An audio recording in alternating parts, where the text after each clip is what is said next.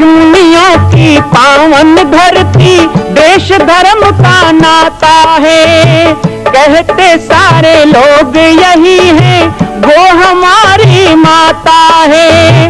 जाग उठो ओ भारतवासी, जाग उठो ओ भारतवासी, गौ पर छुरियां चलती हैं। बंद करो गौ माँ की हत्या, सारी जनता कहती है। बंद करो गौ माँ की हत्या, सारी जनता कहती है।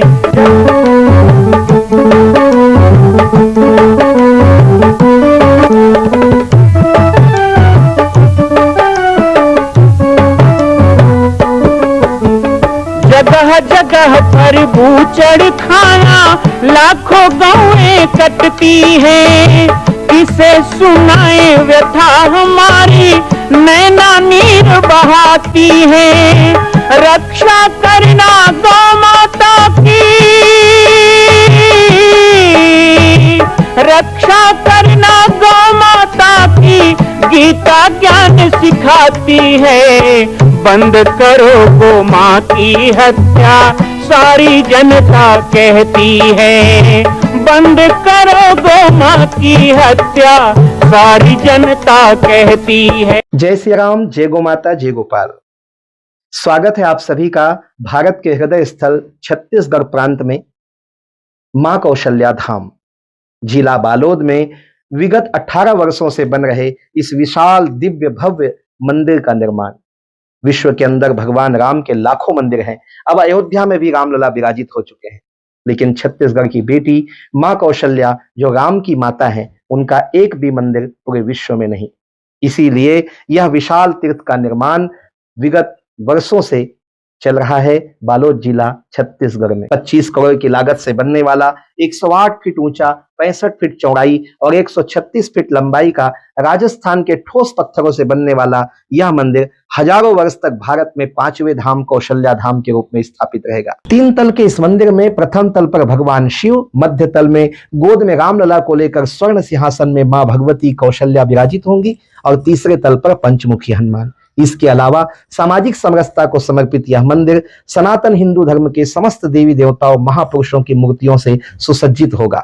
आप सब एक एक मूर्ति का संकल्प भी इस मंदिर के लिए कर सकते हैं। ध्यान रखिएगा, यह अवसर बार बार नहीं मिलेगा, क्योंकि 2026 में मां कौशल्या का दिव्य भव्य धाम स्थापित हो जाएगा। मां कौशल्या विराजित हो जाएगी। एक बार पुनः आप सबको निवेदन करूंगा, आइए, जुड़िए और सबको जोड़िए इस विशाल तीर्थ के निर्माण में। मैं राम बालक दास महात्यागी आप सभी को आह्वान करता हूं, संपूर्ण प्रदेश एवं देशवासियों को, कि जिस तरह रामलला के दिव्य भव्य मंदिर के लिए आप सब ने मुक्त हस्त से दान दिया है, इसी तरह मां कौशल्या के एकमात्र विश्व के प्रथम धाम के निर्माण में आप सभी मुक्त हस्त से दान दें। यह दान 3 आहुति के रूप में लिया जा रहा है। हम 1100, 1700, 5100, 11,000, 21,000, 1 लाख, उससे भी अधिक जो भी राशि करना चाहें 2025 और 26 के अंतर्गत 3 बार देने का संकल्प लेंगे।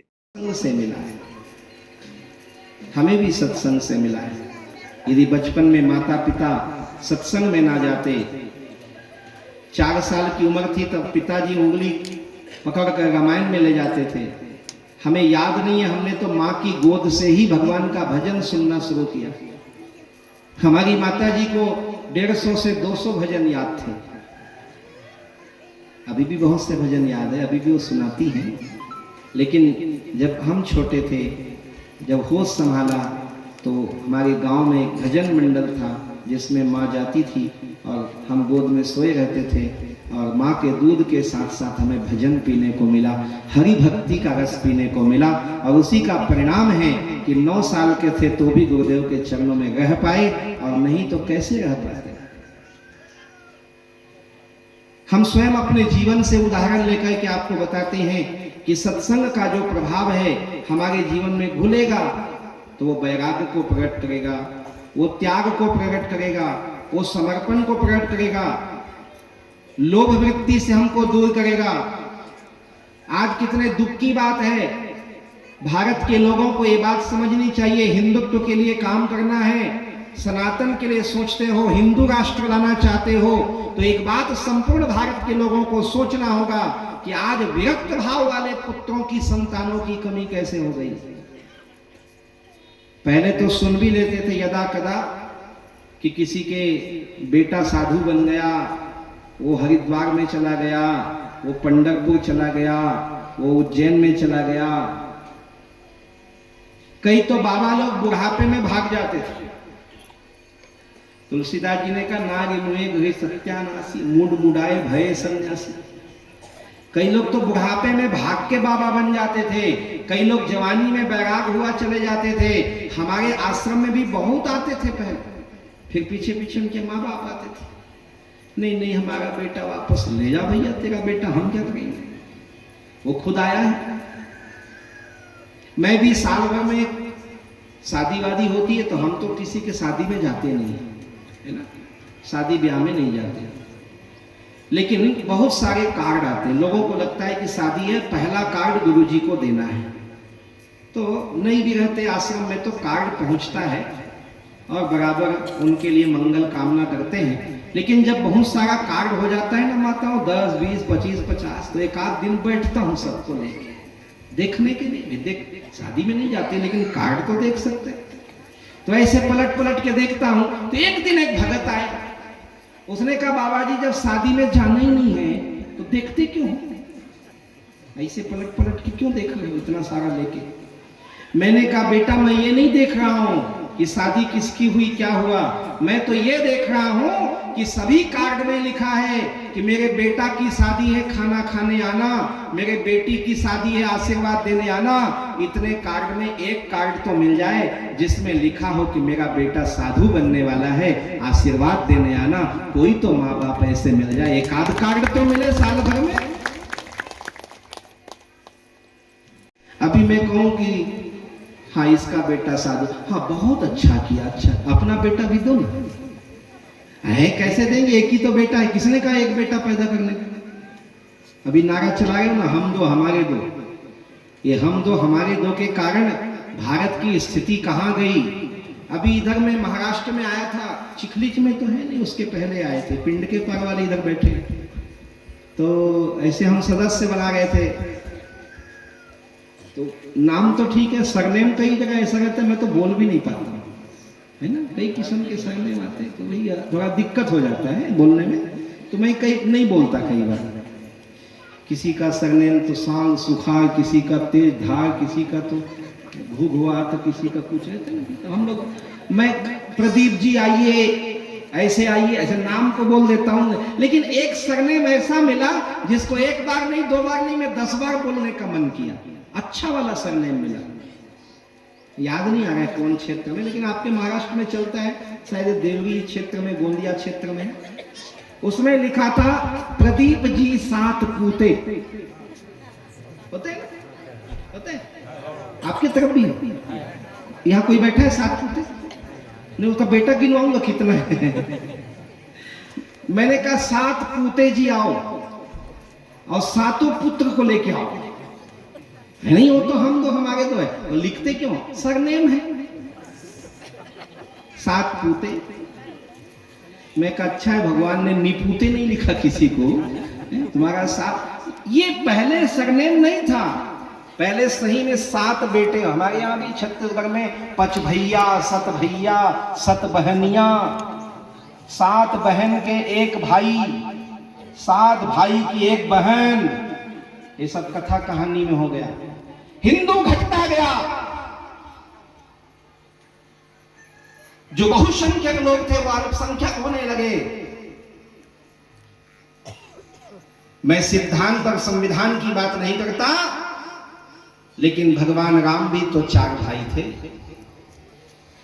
भगवान राम भी 4 भाई थे, राम लक्ष्मण भरत शत्रुघ्न। सूर्यवंश में उनके पहले और भी बहुत राजा महाराजा हुए। आज मुसलमान 5 शादी, 7 शादी, 10 शादी कर रहा है, 40-40, 50-50। और हैदराबाद में तो एक परिवार है जिसके 92 बच्चे हैं। ये तो भैया कुकर सुकर को भी पीछे छोड़ गया, आदमी है कि क्या है। 90-92 बच्चे पैदा कर रहे जो बहुसंख्यक समाज था, आज कई क्षेत्रों में लाले पड़ गए हैं आपके संख्या के। मैं ये नहीं कहूँ, अच्छा एक जगह मैं ऐसे ही कर रहा था कि राम जी तो 4 भाई थे, तो तुम भी 4 बेटा पैदा करो, एक घर में रहेगा, एक खेती देखेगा, एक नौकरी करेगा, एक लड़ाई लड़ने युद्ध में जाएगा, और एक आध थोड़ा इधर उधर हो जाए तो बाबा बनेगा, है ना। बोलेंगे आप तो सरकारी योजना का विरोध कर रहे हैं, सरकार तो कहती हम तो हमारे दो। मैंने कहा हम तो रामायण वाले, हमारे रामायण में वो भी लिखा है, दुई सुत सुंदर सीता जाए, लौ कुश वेद पुराण न गाए, दुई दुई सुत सब भ्रातन केरे, भय रूप गुणशील घनेरे।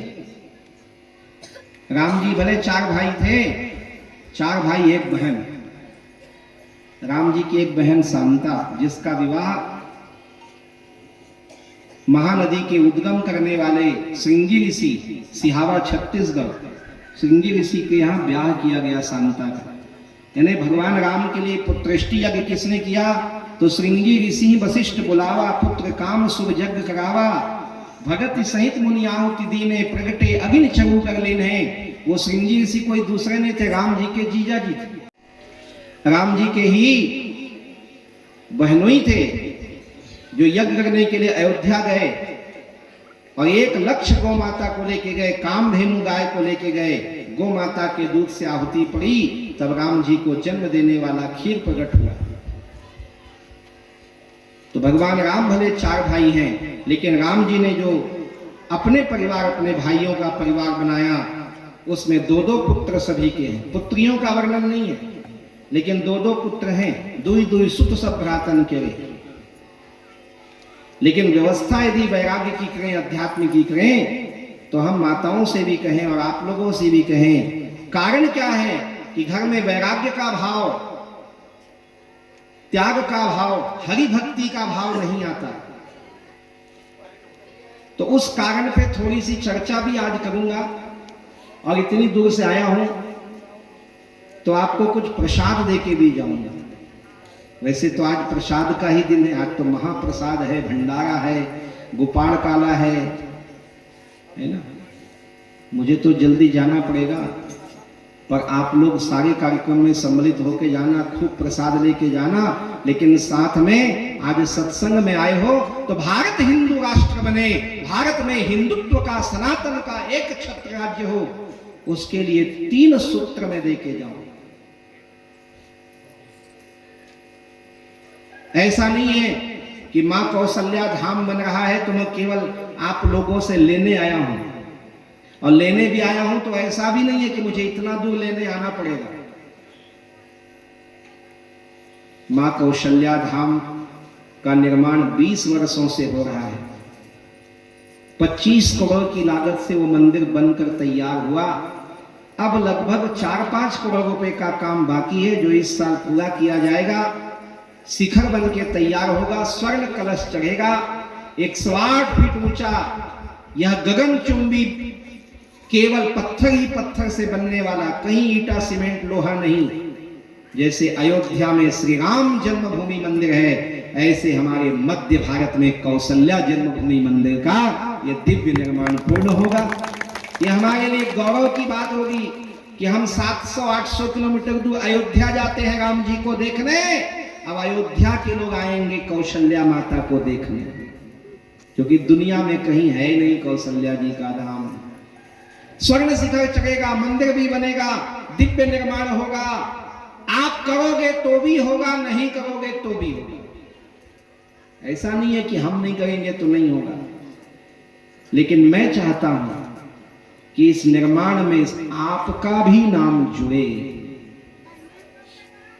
अभी पीछे गांव कन्हाई गांव में वही चर्चा हो रही थी कि राम सेतु भगवान राम ने बनाया।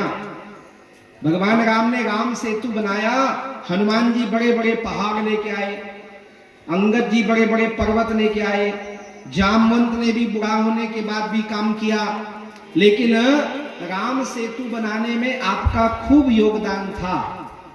ये आपको प्रमाणित किया जाता है। ऐसे राम जी ने साइन करके किसी को सर्टिफिकेट दिया क्या?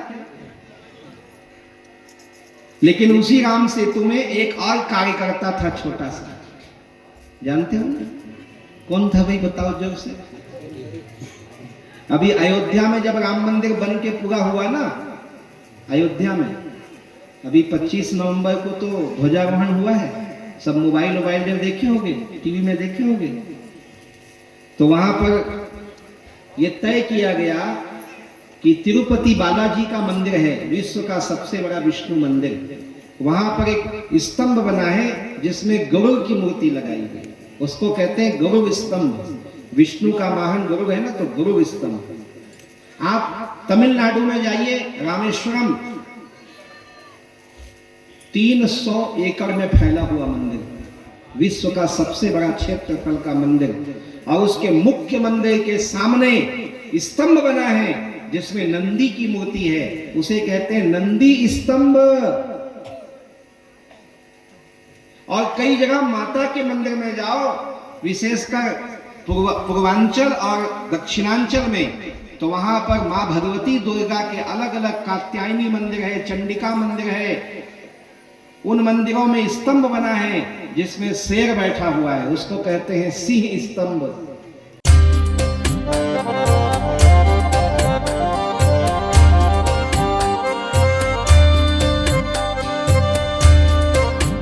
मां कौशल्या के धाम का निर्माण प्रारंभ हो चुका है, अब 2026 में पूर्ण होने वाला है। अरे अंगद हनुमान नहीं तो गिलहरी तो बनिए। एक छोटा सा संकल्प आप अपने मां भगवती के लिए नहीं कर सकते हैं? यदि आप राम भक्त हैं तो मैं चाहूंगा कि मां कौशल्या के धाम के निर्माण के लिए आप अपने जीवन का एक अंश जरूर समर्पित करें। आइए हमारे नीचे चल रहे व्हाट्सएप नंबर और अकाउंट डिटेल पर संपर्क करके अपने जीवन का एक अंश लगाकर आप भी पुण्य के भागी बने। मैं राम बालक दास महात्यागी, मां कौशल्या धाम, जिला बालोद, छत्तीसगढ़ से। मां कौशल्या की पावन जन्मभूमि छत्तीसगढ़ प्रांत में बालोद जिला में स्थित है श्री सर्वसिद्ध शक्तिपीठ जामड़ी पाटेश्वर धाम। परम पूज्य सद्गुरुदेव राजयोगी बाबा जी की तपस्थली श्री पाटेश्वर धाम और विश्व के अद्वितीय मां कौशल्या जन्मभूमि मंदिर निर्माण का दर्शन करने और इसी प्रकार समसामयिक विषयों पर अपना ज्ञान वर्धन करने के लिए और 10,000 गायों के लिए बनने वाले श्री हनुमान नंदीशाला गो अभ्यारण्य का समाचार प्राप्त करने के लिए आप सभी देखते रहें YouTube चैनल पर, और हमारे चैनल को आप सभी सब्सक्राइब करें, घंटी का बटन दबाएं ताकि आप सूचनाओं से जुड़े रह सकें। जय श्री राम, जय गौ माता, जय गोपाल।